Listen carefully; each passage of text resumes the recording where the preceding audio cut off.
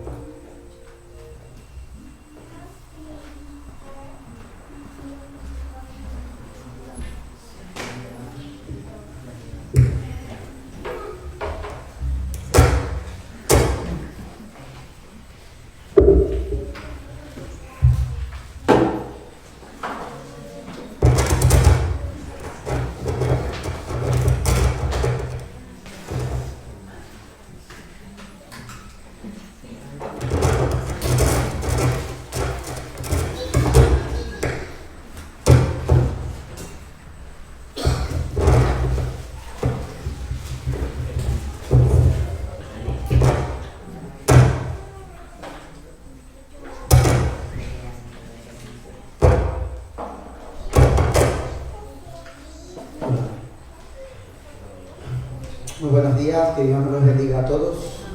Le damos una cordial bienvenida a aquellos que nos acompañan esta mañana. Abrimos nuestras Biblias en el libro de Proverbios, capítulo 1, versículo 7.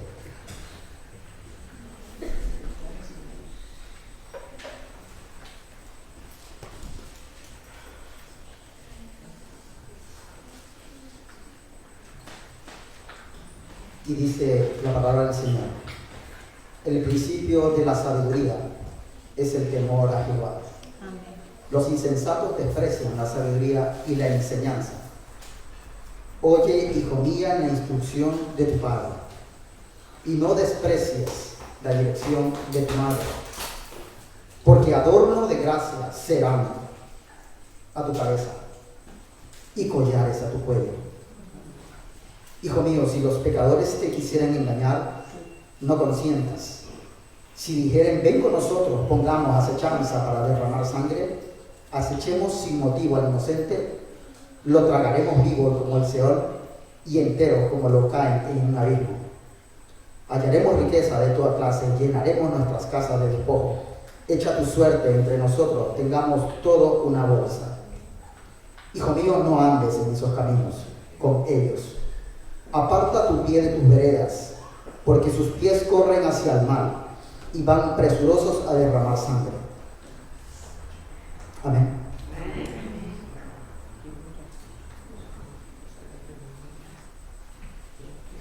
Esta porción de Proverbios nos dice: oye, hijo mío, escucha el primer llamado de este libro. Cuando leemos esta palabra, nos recuerda en Deuteronomio 6, 5, cuando el Señor le dice: Jehová nuestro Dios uno es. Amarás al Señor tu Dios con todo tu corazón, con toda tu alma y con toda tu mente. Escucha, Israel, el Shema de Israel, el Shema judío. Oye, Israel. Ahora el Señor nos dice a nosotros como parte de su pueblo: oye, hijo mío. El Shema español, boliviano, ecuatoriano nos dice: escucha, oh hijo mío, escucha la voz de tu Dios. Amén. Los insensatos no desean escuchar la sabiduría de Dios, que es el temor a Jehová. Cuando caminamos en ese temor, Dios nos lleva por un camino de excelencia y de justicia. Amén. Cuando caminamos en ese camino, hay bendición y hay vida eterna. Amén. Yo no sé por lo que estés atravesando, pero sí sé que Dios nos ama y desea levantar nuestras vidas. Amén. Y hacer de nosotros hombres bendecidos en Él. No hay justo desamparado, dice su palabra. No hay ni un hijo que mendigue pan. Amén. En la casa de mi Padre hay en abundancia. Y me voy a preparar para que donde Él esté, estemos nosotros. Que esa promesa del Señor quede implantada en nuestro corazón y dé fruto en abundancia. Vamos a ofrendar al Señor con lo que el Señor nos ha dado. El Señor, cuando a sus hijos le obedecen, Dios tiene bendiciones para nosotros, nos da vida, nos da salud, nos da nuestra familia. ¿Por qué nos mantiene en pie hoy en día? Es por la bendición de Dios. Amén. Vamos a ofrendar al Señor de lo que el Señor nos ha dado. Amén. Amén.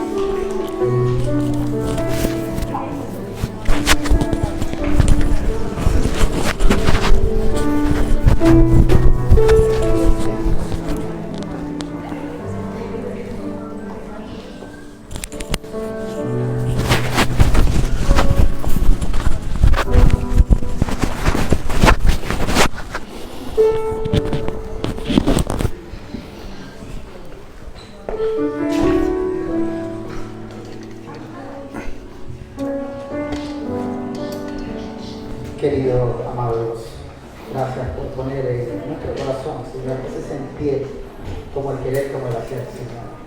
Te pido que tú sigas bendiciendo nuestras vidas, Señor, como lo has hecho hasta hoy, Señor.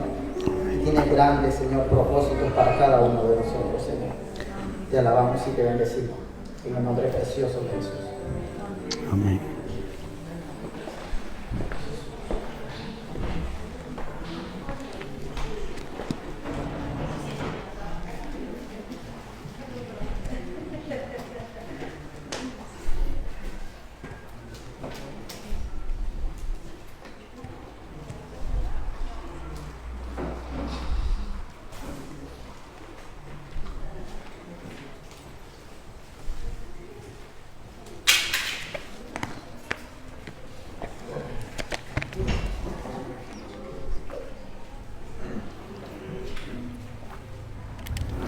Gloria a Dios.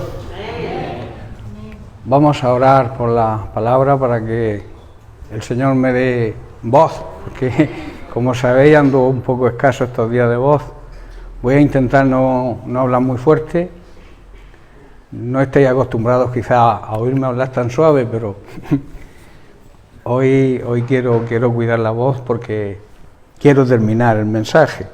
Así que vamos a orar. Padre, te damos gracias, Señor, te bendecimos y te glorificamos a ti en esta mañana. Queremos darte las gracias por tu amor, por tu misericordia. Gracias, Señor, porque hemos podido alabarte como tú te mereces. Hemos podido ahora estar presentes, Señor, para escuchar tu palabra, para que tú nos ministres, tú nos hables a través de tu santa palabra, Padre. Yo te pido que tú me uses como una vasija, Señor, que seas tú quien hable, que sea tu Espíritu Santo quien predique en esta mañana, que yo simplemente sea un vaso que tú usas para tu honra y para tu gloria. Dame voz, dame fuerza, Señor, para poder terminar hoy este mensaje. Te doy la gloria y te doy la honra en el precioso nombre de Cristo Jesús. Amén y amén. Bien, pues nada, un saludo para todos, hermanos. Bienvenidos a la casa del Señor.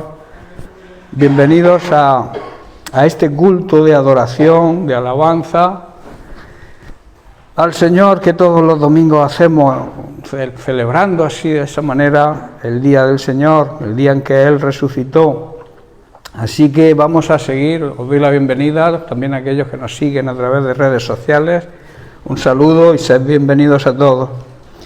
Bien, quiero continuar en la misma línea de las semanas anteriores, quiero continuar sobre el tema que recordemos, se trata de que no debemos dejar que nuestras lámparas se apaguen, ¿no? Será el título, digamos, central.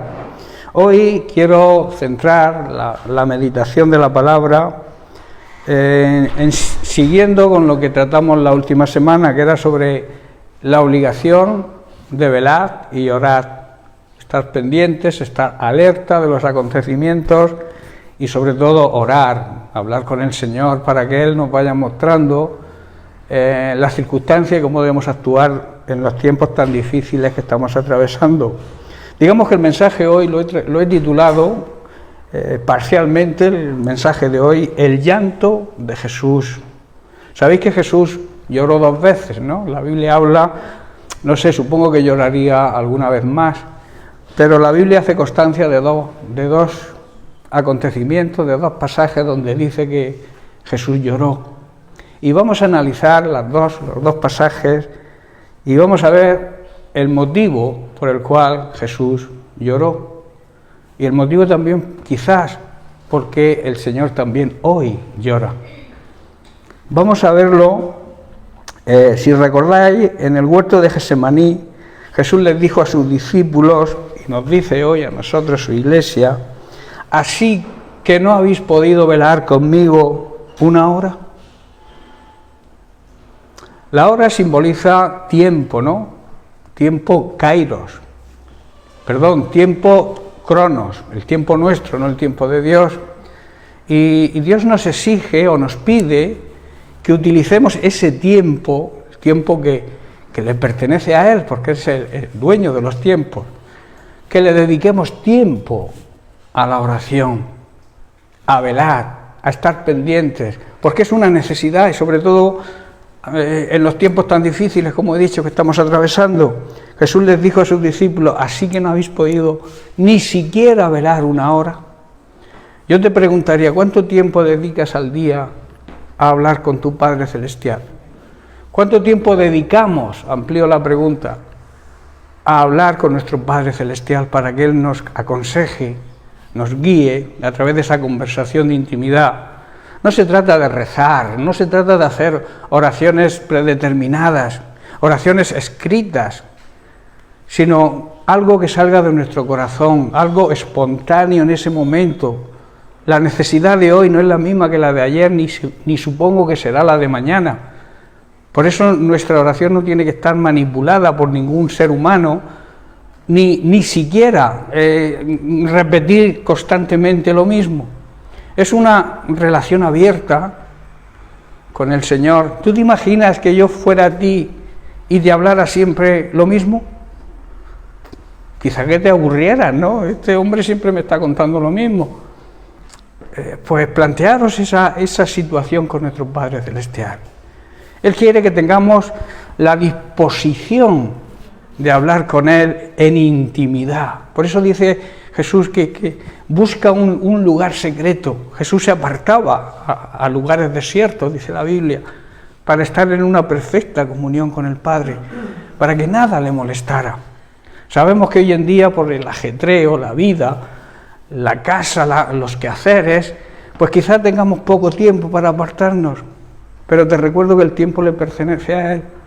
Y cuando tú dedicas tiempo de calidad a estar en su presencia, esa calidad, la primera o el primero en disfrutarla, eres tú, porque vas a tener guía para conducirte en ese día. Por eso David decía, de mañana te buscaré, de madrugada te buscaré. ¿Por qué dice de madrugada y no por la noche? Hay que buscar al Señor, hay que estar en oración, en continua, digamos, comunicación con el Señor, pero debemos empezar cada día. Las primicias tienen que ser para Él. Y veremos cómo el tiempo, el Señor nos lo va a dar para que todo lo que tengamos que hacer ese día nos salga bien. Cuando no lo hacemos así, aunque tengamos más tiempo físico, ese tiempo se va a recortar, se nos va a hacer incluso más corto, y las faenas que le vamos a hacer ese día quizás que no podamos terminarlas. Pero si le damos la primicia, le damos la prioridad a Dios, Dios te va a mostrar y vas a ser más ágil para desempeñar lo que tengas que desempeñar ese día.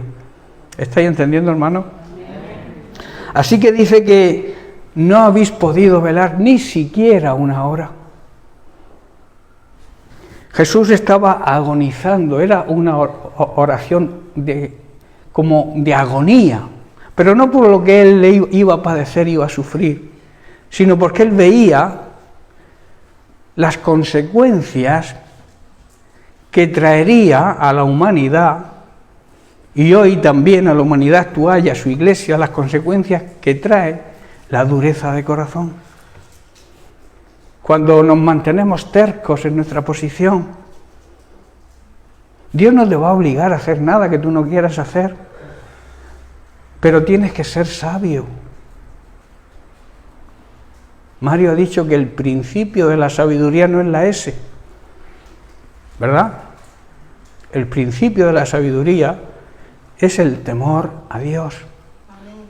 Y el temor significa honra, respeto y obediencia. Si tú eres sabio, tienes que honrar a Dios en ese sentido, tienes que obedecer a Dios y tienes que respetar a Dios. Es un padre y podemos dirigirnos a él de una manera familiar. La Biblia dice que podemos llamarle Abba Padre. Abba Padre es una palabra en arameo, que es el idioma que usaba Jesús para confraternizar con su familia, con los más íntimos. Era el idioma que se empleaba en la familia, dentro de la familia. Y por eso Jesús le dice Abba Padre. Pero ese Abba Padre no significa menosprecio al Rey de Reyes y Señor de Señores. A veces nos dirigimos a Él como si fuera nuestro colega, ¿verdad? Como si Él tuviera la obligación de escucharte. Él te escucha y Él te ama, Él quiere escucharte. Pero hay un principio bíblico que lo marca precisamente la palabra de Dios, que es que debemos honrar a nuestro Padre y a nuestra Madre terrenales, ¿verdad? Además es el único mandamiento que tiene una promesa. Pues si Dios te dice que debes honrar a tu Padre físico y a tu Madre física, a tus padres terrenales, ¿cuánto más debes honrar a tu Padre celestial? ¿Estáis comprendiendo, hermano? El mismo mandamiento es para nuestros padres terrenales que para Dios, con la diferencia de que nuestro Padre celestial es el mejor Padre. Hay buenos padres terrenales, yo no tengo nada en contra de mis padres terrenales, ellos me han enseñado en lo que ellos han creído que era la verdad y me han educado en una línea de respeto, de obediencia a las autoridades, de obediencia y de respeto a la gente, a las personas mayores. Yo cuando era un niño y montaba en el autobús y veía a una viejecita, a una mujer embarazada, yo le cedía mi asiento. Hoy en día no se hace eso, se han perdido valores. O sea que, aunque mis padres no eran creyentes de la forma que nosotros entendemos como creyente, me educaron en un entorno de respeto y de honra a los demás. Eso significa temer a Dios, de alguna manera. Nosotros, como creyentes y entendiendo la palabra de Dios, que la entendemos o la debemos entender, tenemos que saber que debemos tener comunión con nuestro Padre Celestial. Depende de la comunión que tengamos con Él, seremos bien aconsejados o mal aconsejados. Hay quien suele, ante problemas y dificultades, suele aconsejarse, incluso buscan consejo en personas que ni siquiera son creyentes. Mira tú qué necedad más grande. Cuando Dios ha puesto La Iglesia, para que nos ayudemos mutuamente. La Biblia dice que de hacer el bien y de la ayuda mutua no nos olvidemos. Y eso va dirigido a la Iglesia. Entonces, hacer el bien y ayudarnos mutuamente es una obligación que tenemos. Si tú tienes un problema, ve a tu hermano que con más confianza tenga, ve a tu pastor, ve a tu esposo, ve a tu esposa. Pero no busques consejo en personas que no conocen a Dios, incluso lo niegan, incluso le acusan a Dios de todo el mal que pasa en el mundo, cuando el mal que pasa en el mundo es culpa tuya, es culpa mía, es culpa del ser humano, por su egoísmo, por su ansia de poder. ¿Por qué hay guerras? ¿Por qué hay conflictos entre las naciones? Por el ansia del dinero, el egoísmo y el poder. En la Iglesia no debe actuar ese tipo de sentimientos ni de tendencias. Dios nos ha llamado a hacer el bien, que quiere decir hacer todo el bien que podamos, dentro de nuestras posibilidades, y de ayudarnos mutuamente. Si tienes un problema, no busques ayuda afuera. Primero tienes a Dios para tener comunión con Él y que a través del Espíritu Santo te muestre. Luego, si estás casado o casada, tienes a tu esposo, tienes a tu esposa. Y luego tienes a los pastores, a los ministros que Dios ha puesto. ¿Por qué tenemos que ir por ahí dando palos de ciego y arruinando nuestra vida? Nuestra vida física, nuestra familia y también nuestra vida espiritual. Nos engañamos a nosotros mismos cuando hacemos eso. Hermanos, abramos los ojos. Lo tenemos fácil, no es tan difícil aceptar los consejos de la palabra de Dios. No es tan difícil dejarse guiar por el Espíritu Santo. A veces somos tercos, duros. La Biblia lo llama, que ahora, si nos da tiempo, profundizaremos, lo llama dureza de corazón. Cuando la semilla cae entre piedras, ¿qué ocurre? Que no echa raíces. ¿Por qué? Porque hay dureza. Esa semilla que cae sobre pedregales no echa raíces y al poco tiempo se seca. Por eso nuestro corazón tiene que ser un corazón blando, sensible, tierra fértil, donde la palabra de Dios cae, echa raíces y produce el fruto deseado. Lo contrario es necedad, dureza de corazón, que no nos lleva a ningún lugar, egoísmo, soberbia, rebeldía. Hermanos, un verdadero cristiano no puede andar en esos tipos de cosas. No debe ser soberbio. Jesús dijo, aprended de mí, que soy manso y humilde. ¿Qué estamos aprendiendo de Jesús? Si analizamos la palabra de Dios, ¿vemos algún pasaje en el que el Señor Jesucristo actuó con soberbia? ¿O no fue humilde? Perdonó incluso a sus enemigos. Y el apóstol Pedro dice que el que quiera ser su discípulo debe andar como él anduvo. Si tú quieres ser, y en las clases que hemos comenzado, que espero que este jueves pueda seguir, sobre lo que es un verdadero discípulo, Dios nos ha llamado no a ser creyentes, sino a ser discípulos. Id y predicar el Evangelio a toda creación, a toda criatura. Discipular es hacer discípulos. Todos los discípulos son creyentes, pero no todos los creyentes actúan como discípulos verdaderos. Ese es el problema de la iglesia de hoy en día, que hay muchos oidores y pocos hacedores. Escuchamos, sí, se nos predica continuamente, se nos exhorta, se nos anima, pero yo hago lo que quiero, a mí nadie me dice nada. Además se vuelven contra ti. Ya lo dice la palabra de Dios. No darle perlas a los cerdos. Y no estoy llamando cerdo a nadie. Estoy nombrando un versículo de la Biblia. que significa no pierdas el tiempo con la gente dura de corazón. Ora, eso sí, intercede, lucha en oración y en intimidad con el Señor por ese tipo de personas que abundan en las iglesias, hermano, y es un problema serio. Ora, intercede, pero no pelees con los necios. ¿Sabéis que los necios contagian a los sabios? Es un virus que se contagia. Por eso la Biblia enseña que no debemos juntarnos con necios, que se junta con necios acaba necio. El que se junta me refiero al que comparte ideas con un necio, no que hable con él, intente instruirlo, ayudarlo, sí.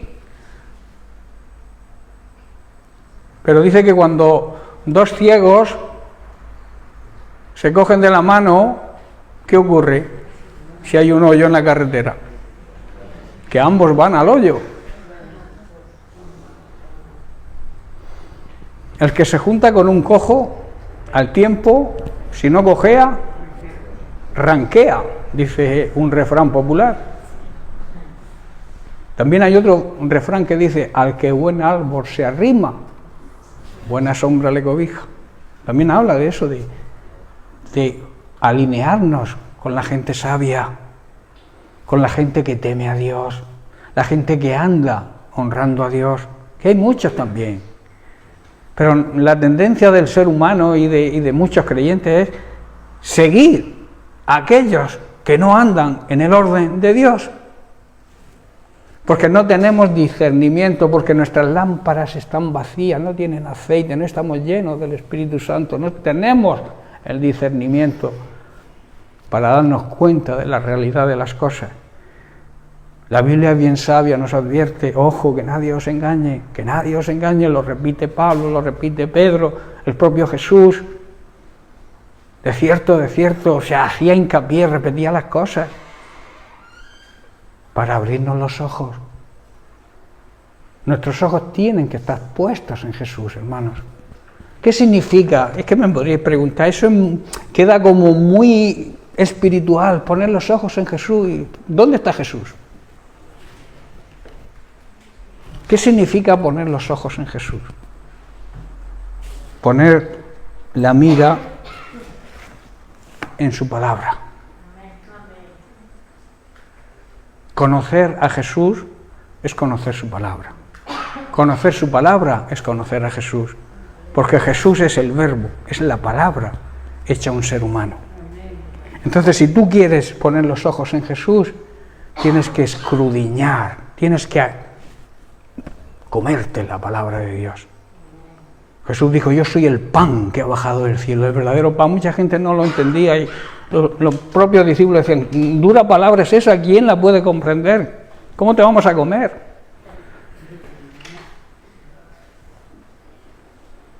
Yo soy el verdadero pan que ha bajado del cielo, dijo Jesús.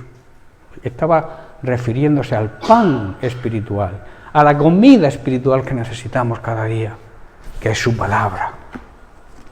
Y no solamente para aprender y conocer versículos, y muchos se saben incluso la Biblia de memoria y no creen en Dios. Hay muchos expertos, escritores, personas famosas que conocen las Escrituras, que tú las oyes hablar, y pues si este no cree, y te nombra 40 versículos. Pero no se trata de conocer de memoria, de memorizar los versículos. Hay que memorizarlos. Es bueno memorizar la Biblia, pero es necesario actuar sobre la Biblia, vivir lo que la Biblia dice, hacer lo que la Biblia hace. Y el primer beneficiado vas a ser tú, voy a ser yo, porque así lo promete su palabra, y Dios es un Dios que promete y cumple.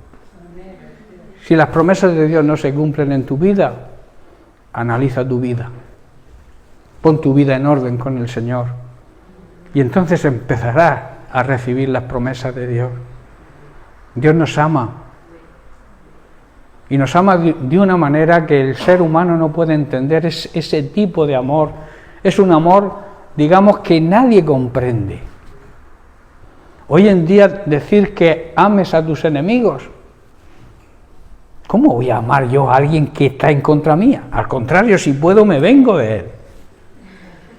Eso es lo que el mundo hoy en día entiende. Por eso cuando se habla del amor ágape, del amor verdadero, del amor de Dios, de ese amor que no te pide nada a cambio, que te ama, porque Dios, su esencia es amarte.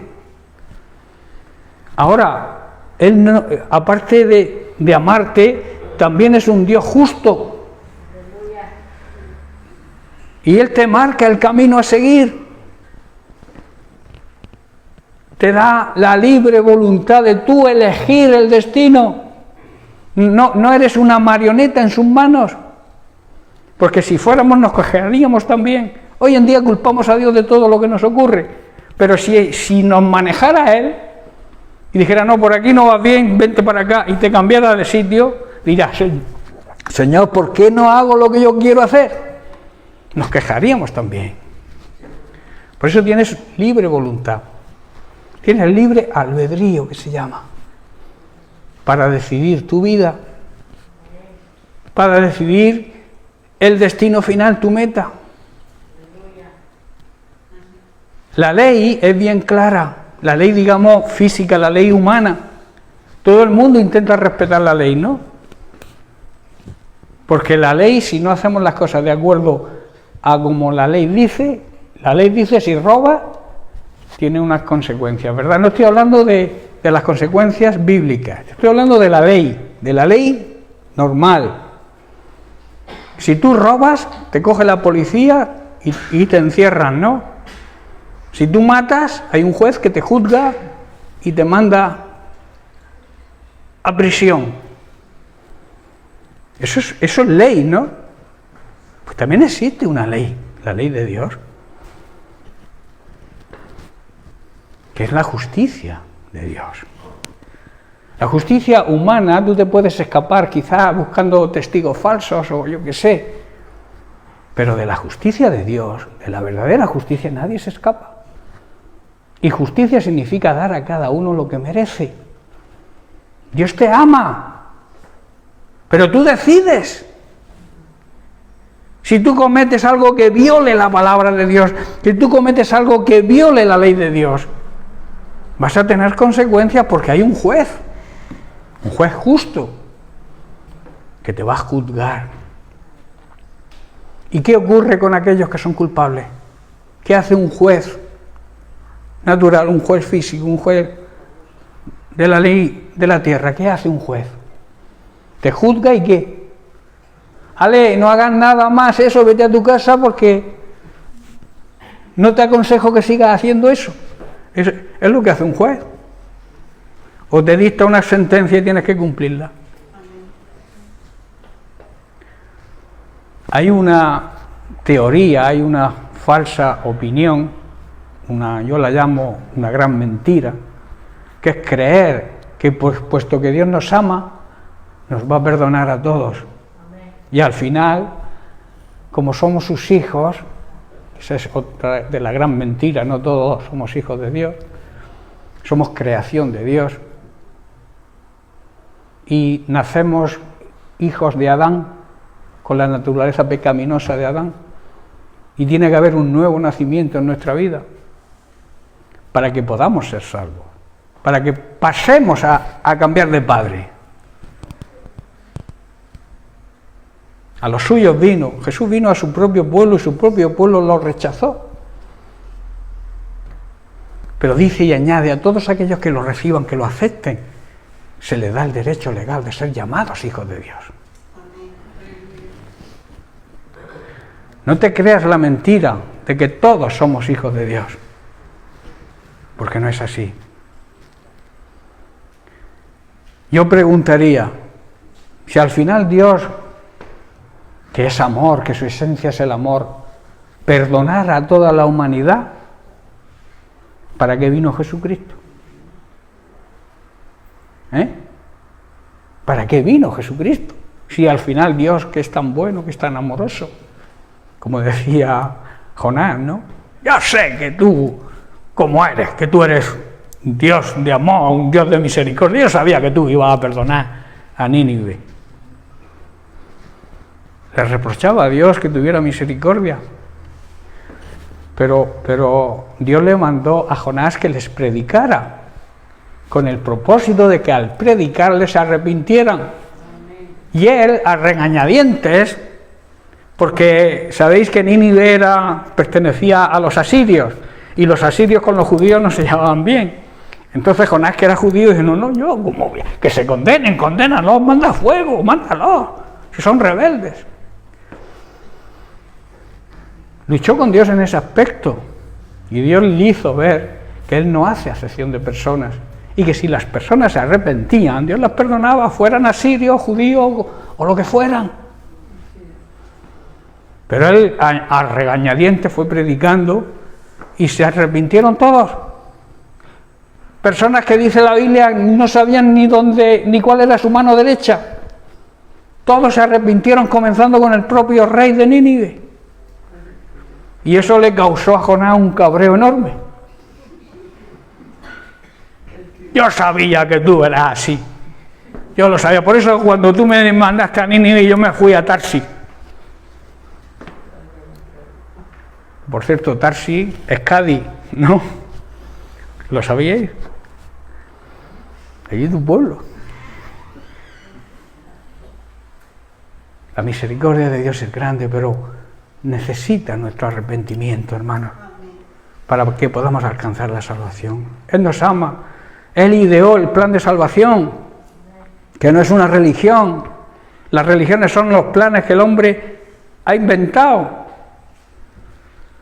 Son los delantales, los paraguas para cubrirnos, para protegernos.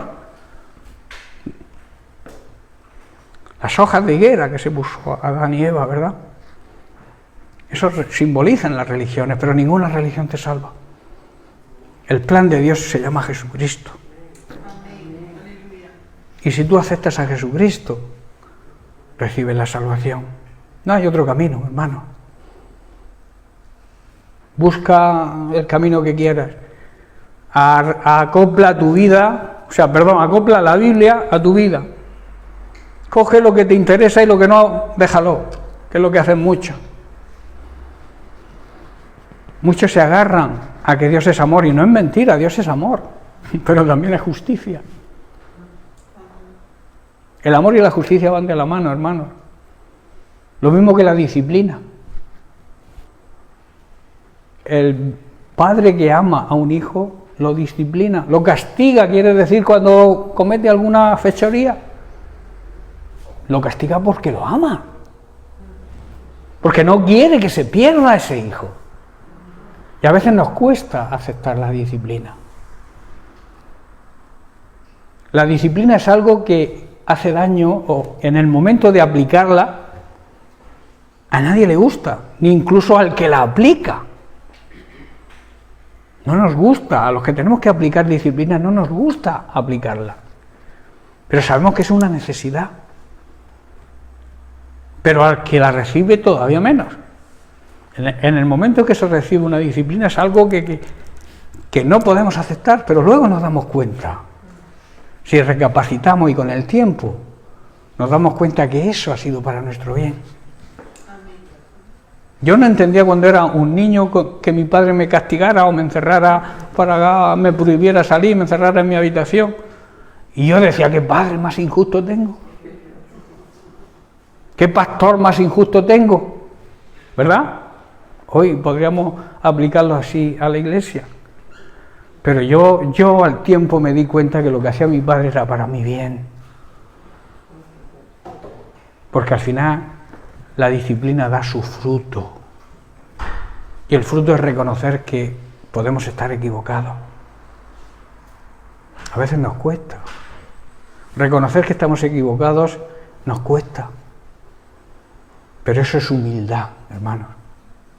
Reconocer tus fallos, reconocer tus pecados, reconocer tus debilidades, significa ser humilde, ser como Jesús. Y Jesús no tenía ningún tipo de estos problemas. Pero Él se humilló, hermanos, se humilló, se despojó, se quitó el traje de su divinidad, se hizo un hombre como tú y como yo. Enfrentó la tentación como tú y como yo, siendo hombre. Muchos dicen que Jesucristo era Dios y por eso pudo vencer la tentación. No, no.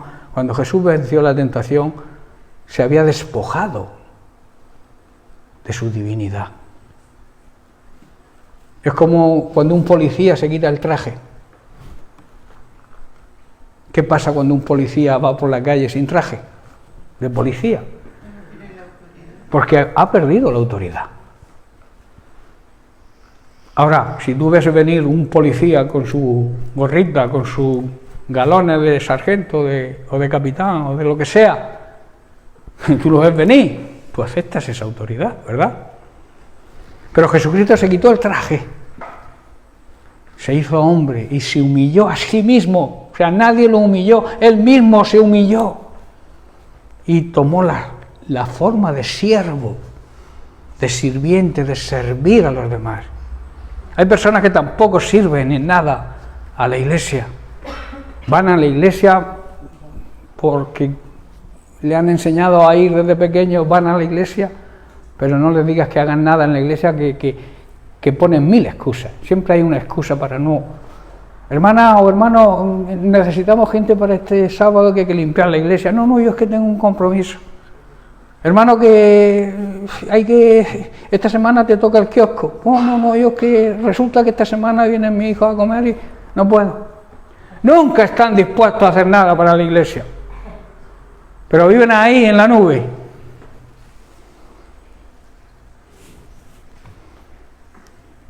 Baja de la nube ya de una vez.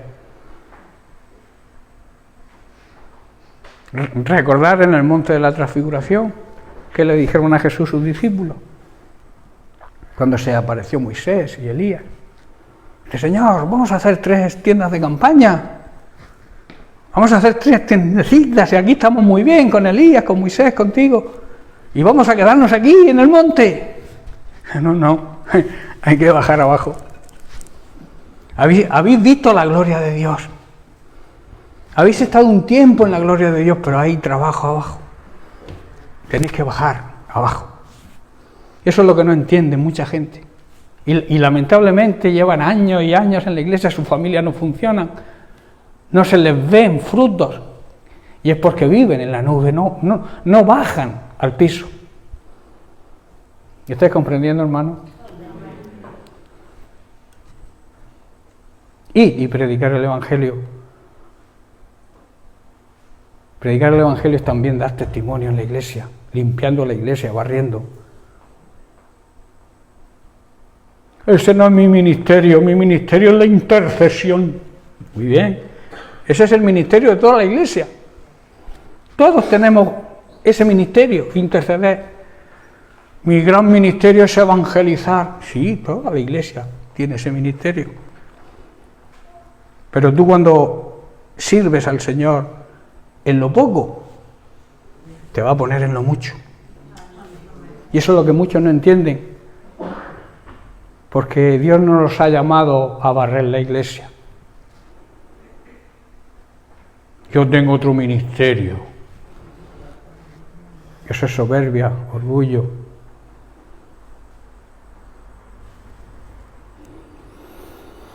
Y cuando llegó cerca de la ciudad, Lucas 19, verso 41, y cuando llegó cerca de la ciudad, cuando llegó hoy cerca de su iglesia, al verla, lloró sobre ella. Yo pregunto aquí, ¿lloraría Jesús de ver a su iglesia hoy? ¿Lloraría? Versículo 42, diciendo: oh, si también tú conocieses, a lo menos en este tu día, lo que es para tu paz, mas ahora está encubierto a tus ojos. Jesús está diciendo: ¿cómo quisiera que hoy tú, como parte de mi iglesia, entre todos los pueblos, entendieras el camino de la paz, entendieras lo que significa el Evangelio, entendieras lo que significa servir a Dios, pero está oculto. ¿Por qué se oculta a muchas personas y no comprende lo que significa el Evangelio? ¿Por qué creéis que muchos no sirven a Dios como Dios se merece? Precisamente porque están ocultos a sus ojos la verdad y la realidad del Evangelio. Hay como un velo que impide que puedan ver. Y quizá estén a gusto ahí en esa situación y por eso el velo sigue estando. Esa situación de que la gente te halague y te diga, uy, qué bien oras, qué buena intercesora eres. O intercesor, y no ni hombre ni mujer, aquí van todos en el mismo saco. Muchos hoy, hermanos, son incapaces de entender, están cegados por las mentiras y no reconocen la verdad del Evangelio. Jesús llora precisamente por la dureza del corazón que hay en ese tipo de personas. Jesús llora porque sabía las consecuencias que el rechazo, porque sabéis que Jerusalén le rechazó, su pueblo le rechazó al Mesías que Dios había enviado a su pueblo, fue rechazado por su propio pueblo. Hermanos, Jesús lloró por eso, por la dureza del corazón que había y que sigue habiendo hoy en parte de su iglesia. Rechazamos muchas veces la verdad, no nos damos cuenta de que caemos en la mentira muy fácilmente porque alguien nos halague o nos diga, oye, yo te voy a poner en tal sitio, tú deja la iglesia donde estás, que yo te voy a levantar como pastor, o te voy a poner en tal sitio, en tal... Mentiras, falsedades, engaños. Las iglesias no crecen así, hermanos. Bíblicamente las iglesias no pueden crecer robando miembros de otras iglesias. Eso es el espíritu del anticristo, la división, hermanos. Sepamos lo que es el Evangelio. Sepamos cómo Dios quiere dirigir a su iglesia hoy. Dios quiere dirigirla a través de la verdad. Tú, si quieres ser libre de todos estos problemas, de todos estos engaños, de estas mentiras, agárrate a la verdad. Y esa verdad te va a hacer libre, hermano. Agárrate a Jesucristo, agárrate a lo que predicó Jesucristo, a lo que le transmitió a sus discípulos, que yo creo que es lo que se predica aquí. ¿Qué necesidad tengo yo de tomar alimento contaminado en otro sitio? Hay alimento que no está contaminado, pero todo lo que sale en internet, no me cansaré de decirlo porque yo analizo, yo entro, yo estudio, yo veo. El 95% de lo que sale supuestamente cristiano no tiene nada que ver con el cristianismo. Son falacias, son mentiras. Son maneras de engañar a la gente, de engañar a las ovejas, porque ¿sabéis una cosa? ¿Por qué se nos llama ovejas? Porque tenemos un gran poder de despiste. Nos despistamos muy fácilmente. Tú a una oveja la sacas del redil, la pones a 5 metros y no sabe volver al redil. Todo lo que ocurre en la Biblia, se nombra en la Biblia la simbología de las ovejas, del pastor. Todo esto es por eso, para que nos hagamos a la idea de que necesitamos ser guiados porque si no nos perdemos. Acepta la guía que Dios ha puesto en tu vida. No desperdicies tu vida por ahí porque alguien te halague el oído. Dice, ¿cómo quisiera que hoy mi iglesia entendiera el verdadero evangelio y viviera en la paz que yo transmito? Versículo 43 anuncia las consecuencias. Dice, porque vendrán días sobre ti cuando tus enemigos te rodearán con vallado y te sitiarán y por todas partes te estrecharán y te derribarán a tierra y a tus hijos dentro de ti. El problema, hermanos, que cuando nos desviamos, cuando no andamos en la verdad, la consecuencia también la paga nuestra descendencia, nuestros hijos. Arrastramos a nuestra familia a la perdición. Dice, y no dejarán en ti piedra sobre piedra, por cuanto no conociste, o sea, no te diste cuenta el tiempo en que te visité. No te das cuenta del tiempo en que estás viviendo, hermano. Estamos viviendo en tiempos peligrosos. Estamos cerca de la segunda venida de Cristo. Y el Señor quiere abrirnos los ojos en ese sentido. Porque si no nos abrimos los ojos, esos tiempos, los acontecimientos que están ocurriendo nos van a destruir. El ladrón vino para robar, matar y destruir. Eso se está cumpliendo. Se ha cumplido siempre, ¿no? Pero hoy con más fuerza. El diablo que está vencido, que nosotros no tenemos que vencer al diablo, ya lo venció Jesucristo, lo único que tenemos que hacer es resistirlo, hacerle frente. Pero antes de resistir al diablo tenemos que ponernos en obediencia a Dios, someternos a Dios, resistir al diablo y el diablo huirá. Ese es el orden, hermanos. A veces andamos peleando con el diablo. Si el diablo está vencido, hermanos, acéptalo. Lo venció Cristo. Tú solamente tienes que hacerle frente y decir, no, te reprendo en el nombre de Cristo, no en tu nombre, porque si no te come. ¿Quién eres tú? A Pedro conozco, a Pablo conozco, pero ¿quién eres tú? Cuando tú usas el nombre de Cristo, ese nombre tan precioso que nos ha dejado con tanto poder, no precioso en lo bonito, sino en gran precio, el gran precio que tiene el nombre de Cristo, el gran valor y la gran autoridad que tiene. Cuando tú utilizas ese nombre, el diablo huye.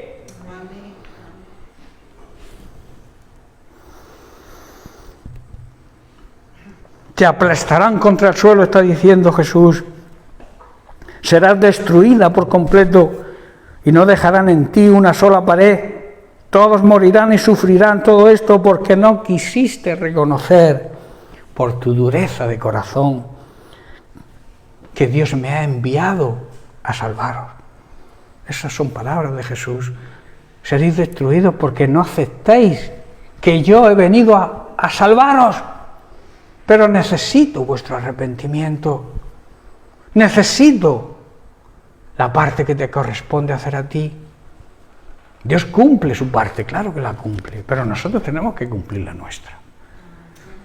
Y la salvación comienza con el arrepentimiento,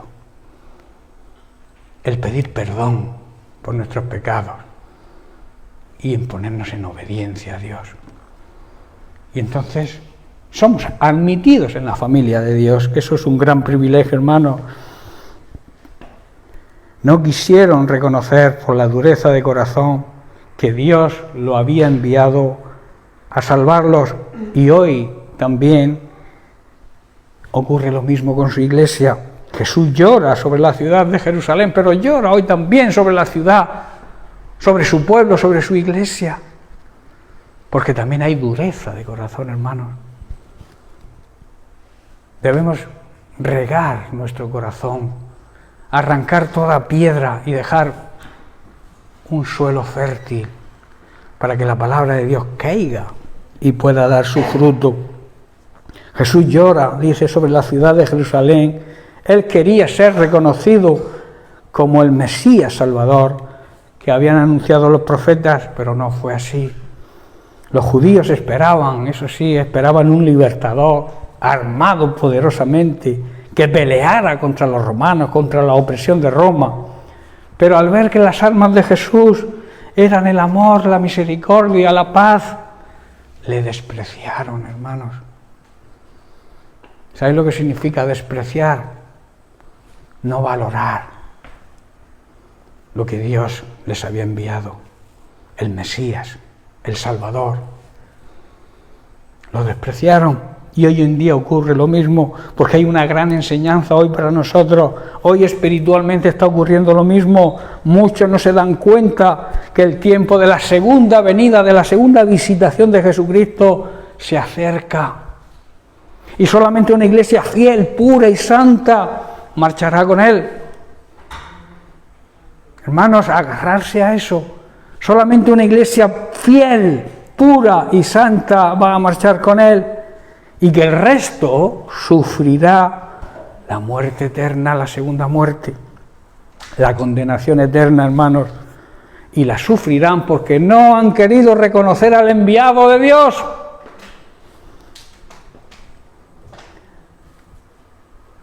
No han querido reconocer a Jesucristo, el Hijo de Dios. Nosotros como iglesia, hermanos, y estoy terminando, ante esta gran verdad, no podemos ser descuidados y dejar que nuestras lámparas se apaguen por falta de aceite, por falta de la unción del Espíritu Santo, por ese combustible que es el Espíritu Santo. Jesús lloró, hermanos, porque su corazón se entristeció al ver la indiferencia espiritual que había en su pueblo, que recibió de parte de su pueblo, y que hoy llora también por el mismo motivo, por la indiferencia, por el pasotismo que hoy existe en parte de, no de todos, porque Dios siempre tiene un remanente de personas fieles a Él, que le siguen con respeto, con obediencia y le honran. Había entrado, si recordáis, había entrado en Jerusalén en medio de una gran aclamación popular, ¿verdad? El célebre Domingo de Ramos, ¿no? Cuando entró Jesucristo en Jerusalén sobre un pollino, todo el mundo lo aclamaba, porque pensaban que era el libertador, ese libertador armado que les librara de la opresión romana. Pero cuando se dieron cuenta de que la naturaleza del reinado de Cristo no era lo que esperaban, los mismos que le aclamaron le dijeron a Pilatos: ¡crucifícale! Los mismos que le aclamaron cuando se dieron cuenta de la naturaleza del reinado de Cristo, que era el amor, la misericordia, la paz, le gritaron a Pilatos: ¡crucifícalo! Tremendo, ¿verdad? Eso lo vemos en Marcos, y ya termino, en Marcos capítulo 15, versículos 12 al 14, dice: respondiendo Pilato, les dijo otra vez: ¿qué pues queréis que haga del que llamáis rey de los judíos? Y ellos volvieron a dar voces: ¡crucifícale! Versículo 14, Pilatos les decía: pues qué mal ha hecho este hombre. Pero ellos seguían gritando con más fuerza: ¡crucifícale! Qué pena, ¿verdad? Dios envía una solución al mundo, a la humanidad. Envía el Mesías prometido que los iba a liberar de la condenación eterna. Y su mismo pueblo lo llevó a la cruz. No caigamos nosotros en el mismo error, hermanos. No aclamemos a Jesús y cuando vemos que no actúa como yo quiero que actúe, porque a veces nos hacemos dioses a nuestra medida. Creemos que Dios tiene que hacer lo que yo digo. Yo digo que esto no es pecado, pues no es pecado, aunque Dios diga que es pecado. Que muchas personas actúan así. Hermanos, pecado es lo que dice Dios que es pecado, no lo que yo digo que es pecado. No lo que yo consiento o afirmo que es pecado. No, yo lo que hago no es pecado, pero si la Biblia dice que es pecado, tú no puedes ponerte en contra de Dios. Porque pecado es lo que Dios dice que es pecado. Pecado es lo que la palabra de Dios dice que es pecado, y no lo que tú pienses que es pecado. Amén. Estaban ciegos, hermanos, a la verdadera naturaleza de amor, de misericordia y de paz del reino que Jesús predicaba. Estaban ausentes, estaban ciegos sobre esa naturaleza del reinado de Cristo. Cómo quería ser el reinado de Cristo, cómo quería reinar Cristo en su pueblo, a través del amor, de la misericordia y de la paz. Amén. Bien, pues lo dejamos aquí. Doy gracias a Dios porque he podido llegar hasta me ha durado la voz. Entonces lo dejamos aquí. Seguiremos la semana que viene también analizando el tema que estamos tratando, porque necesitamos que las lámparas estén llenas de aceite, hermanos, para poder distinguir todo lo que está ocurriendo. Que Dios nos dé la sabiduría y que pongamos los ojos en Jesús, en su palabra, para tomar cualquier decisión que tengamos que tomar. Amén. Bien, porque Dios les bendiga.